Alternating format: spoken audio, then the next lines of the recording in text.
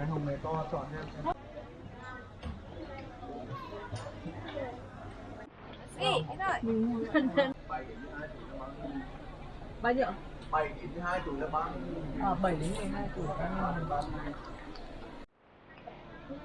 Chuyển khoản đi ạ.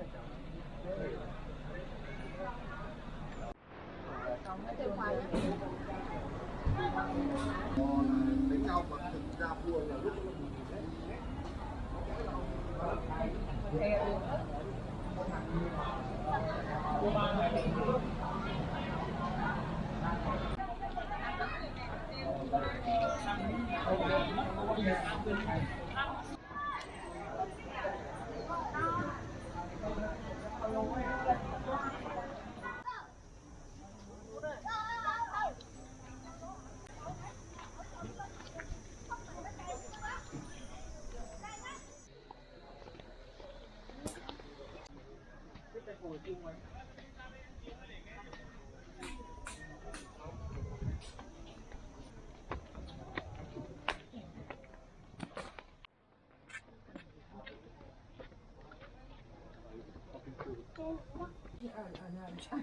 nhưng để con lấy cái mặt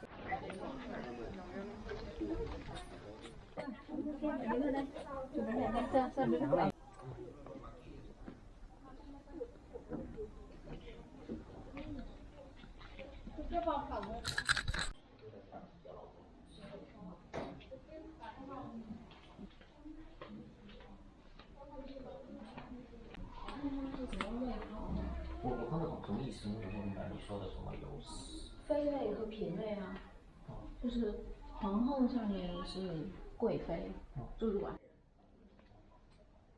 这个是什么节日？它跟中国的是一模一样的，就是，然后妃上面是嫔，嫔上面是贵人，贵人，是吗？嫔上面是贵人，贵人上美人啊，还有美人。这它还都是供牌位的，牌位的人的就是人的那种牌位的一起。 16个你觉得所有的都放在这吗？牌位的呢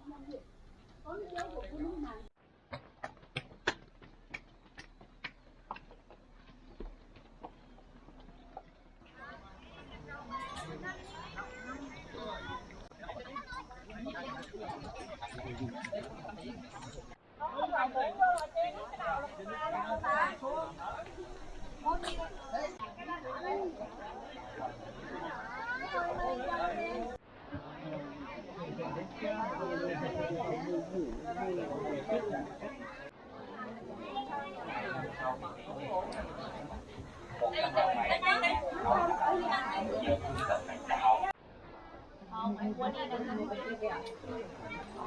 Nào, rồi. Con tròn. Ui.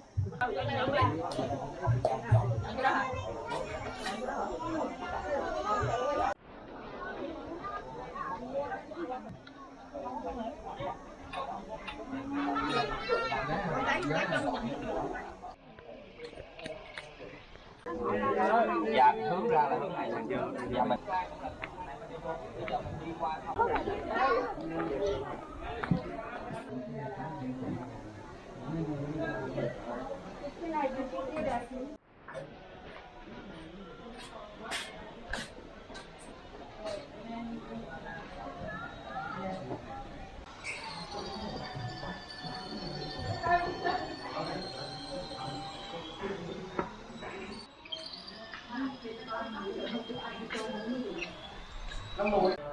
Đấy.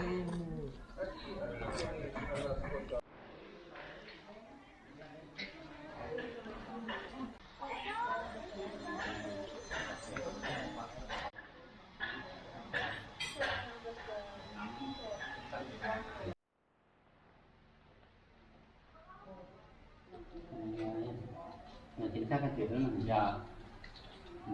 Chứ tiền bạc người ta bán nhiều lắm. Bạc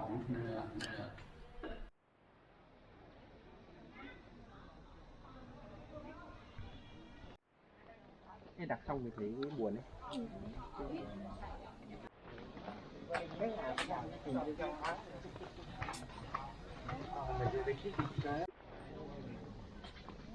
Đi đi đi sẵn đi luôn đi chứ. Đi đây đi về đó. Đi kia cũng phải đi về. Đi về nhưng mà xa.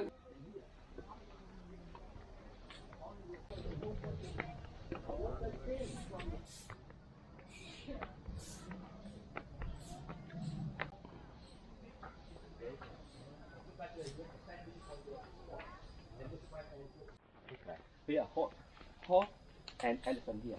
So during Nguyễn Dynasty, you know dynasty, some Mandarin with a knife just look like the military Mandarin. Some Mandarin with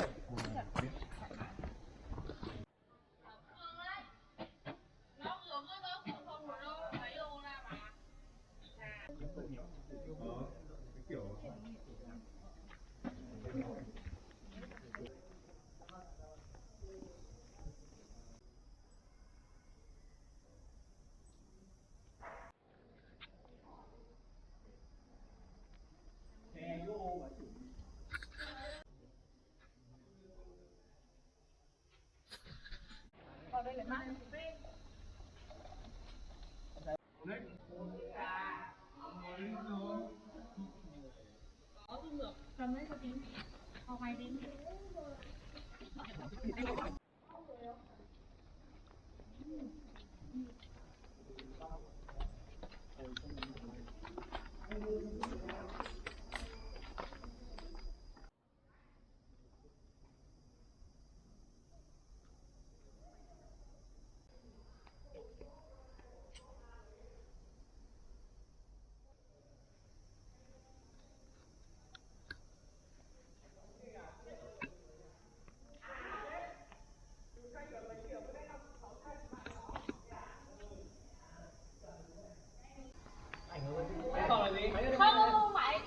mấy ảnh đấy. Anh ấy xéo mà sao mà cầm nón là được? Cho nó ai cho mẹ cho nó gà. Từ từ thêm đeo đồ đón được nào? Tạm rồi. Sau cái khúc này Mình có ra đây. bởi xuống là giờ là vừa. Hôm qua con nhỏ này đến đây là trôi hết phấn này. Chạy sang tí nữa rồi quay lại.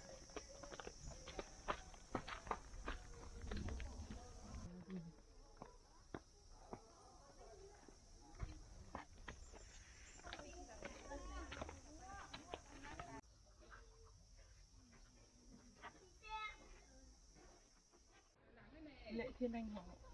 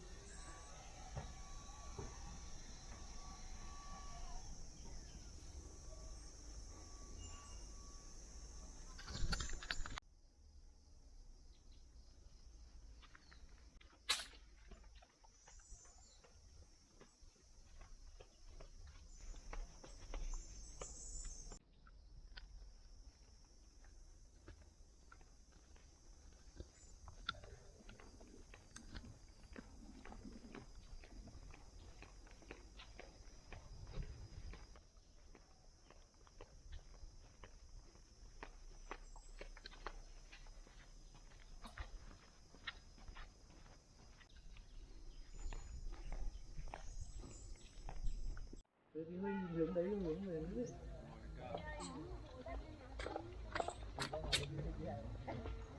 Rồi, thế đi nha. Ông anh ơi, Tởm lợm mới được. anh để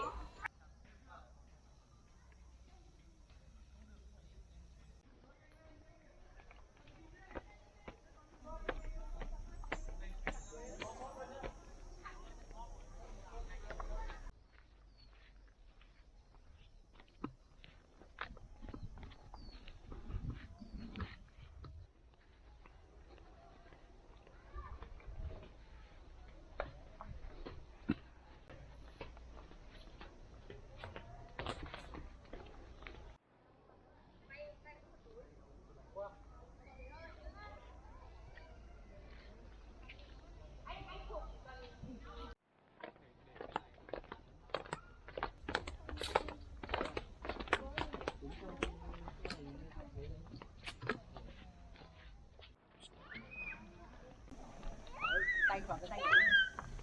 Ôi nhà nước.